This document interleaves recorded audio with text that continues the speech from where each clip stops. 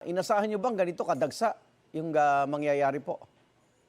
Actually, hindi natin inasahan, Igan, na mas marami ang pupunta doon sa isang payout sites, particularly nga sa Quezon City. Opo. But sabi ko nga, we could have done better, Igan.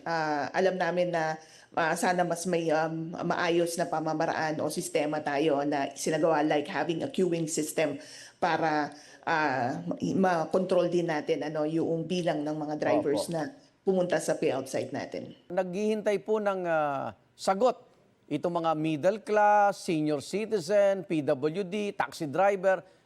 Sila ba'y susunod o may inaasahan po ba silang ayuda? Well, sa kasalukuyan meron tayong pag-aaral na ginagawa para magkaroon tayo o malaman natin ano yung pwede pa na assistance na may Opo. provide sa iba't ibang mga sektor. Of course, nakikita natin dyan yung pwedeng vertical expansion or yung horizontal expansion or yung pag-adapt ng mga emergency schemes. Opo. Kasi batid natin na Igan na talagang marami ang naapektuhan nitong energy emergency, and syempre ang iniiwasan natin, Igan, yung magkaroon tayo ng karagdagang new poor. Meron tayong ongoing consultation with various sectors hinggil nga po sa pagpapabuti ng ating mga social protection mechanisms. Opo.